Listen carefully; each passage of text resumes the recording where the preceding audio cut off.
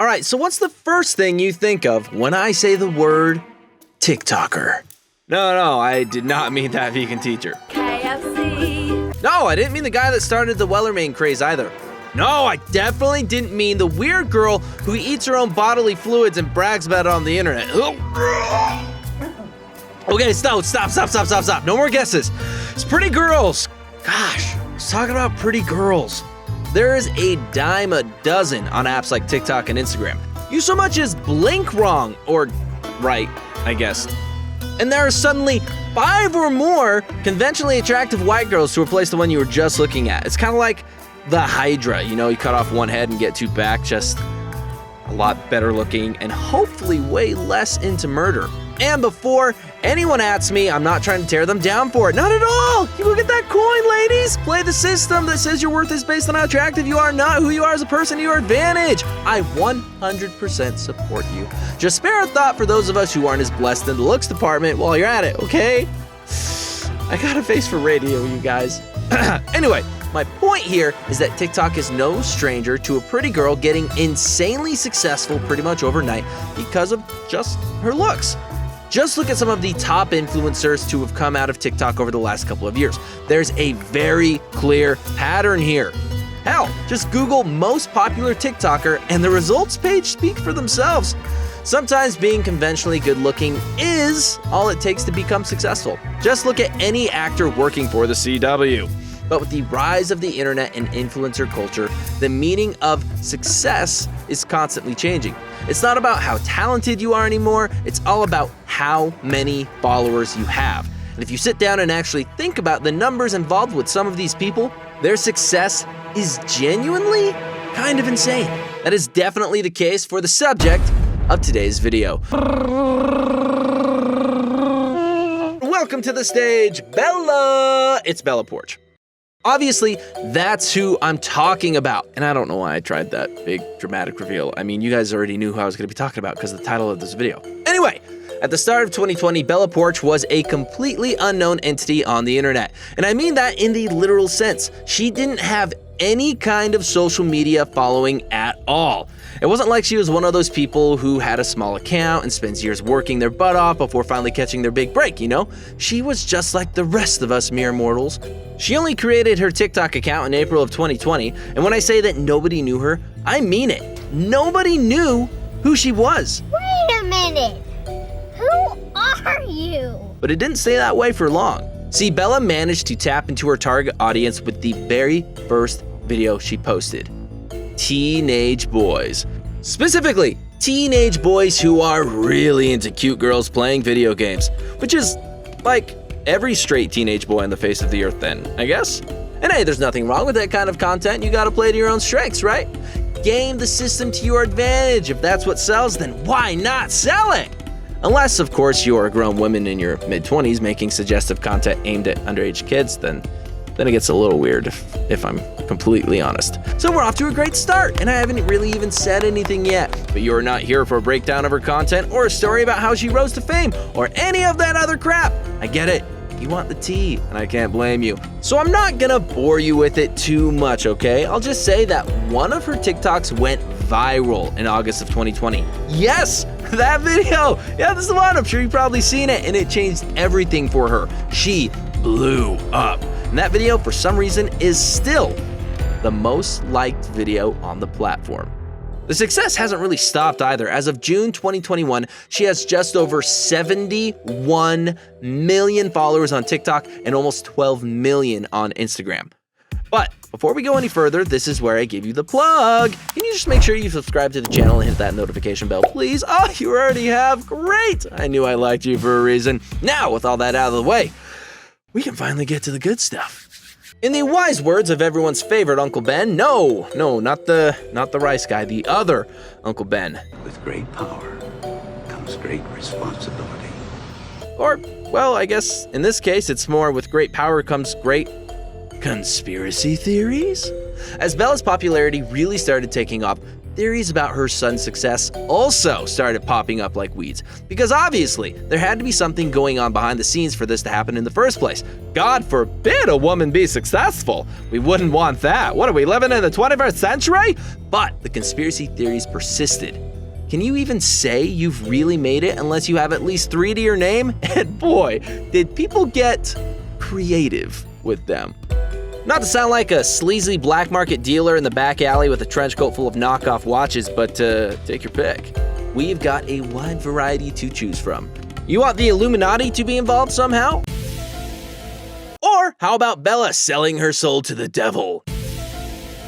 Neither of those working for you? Okay, then what about Bella being set up as a plant by a mysterious group of businessmen trying to take over the world?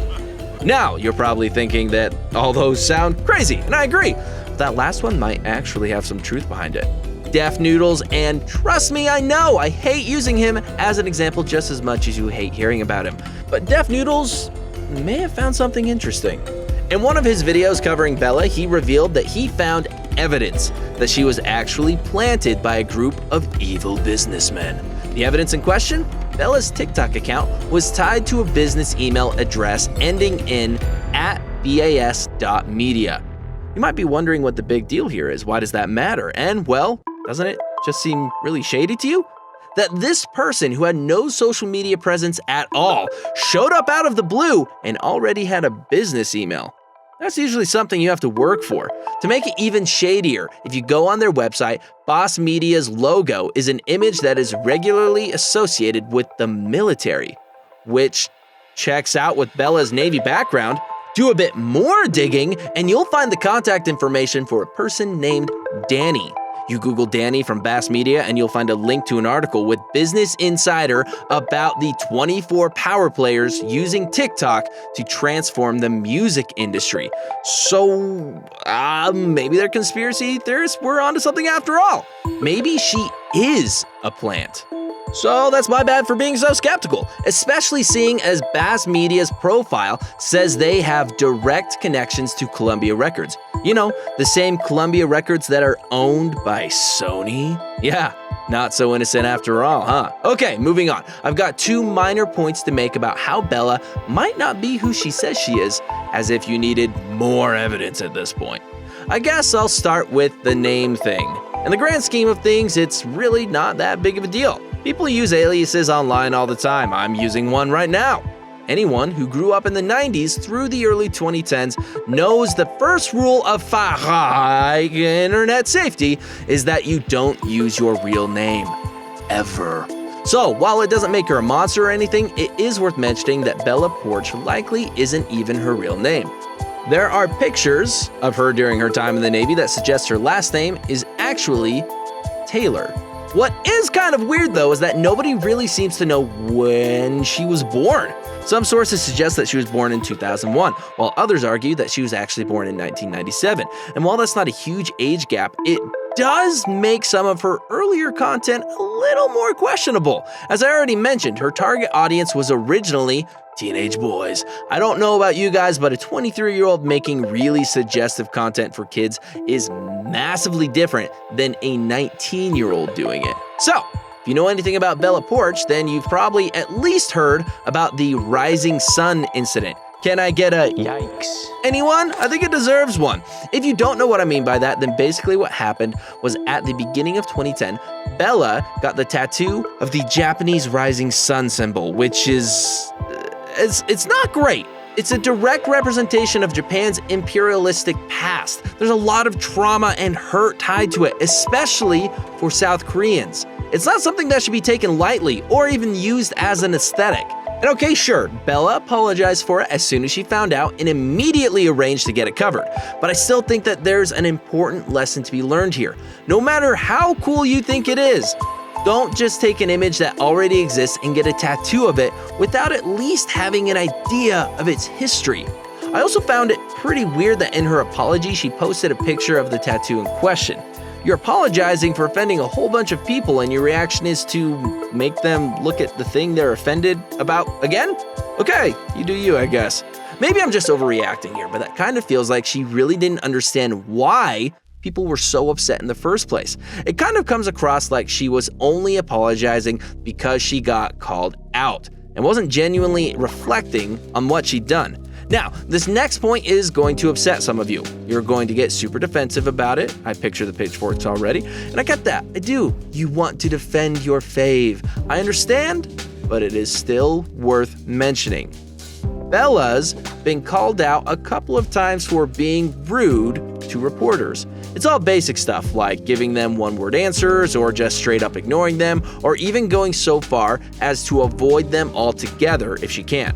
It's nothing dramatic yet, but who knows what's going to happen in a couple of months. I know what you're thinking, and I do actually agree with you. There's definitely an argument to be made about the paparazzi's lack of personal boundaries, especially with young women. This is an age-old problem that people have been dealing with since the dawn of celebrity culture. But I think the reason it stands out so much in Bella's case is because of how recent her success is. She hasn't had the time to become jaded with the celebrity lifestyle. By all accounts, she should be a little bit more excited to talk to them. She has a brand to maintain now, after all. She needs to get on their good side if she wants to make it.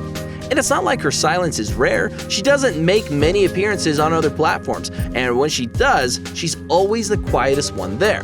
She very rarely speaks up or voices an opinion on anything.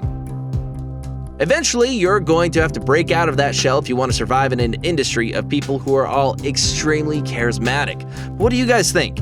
Is Bella the problem, or is it the paparazzi?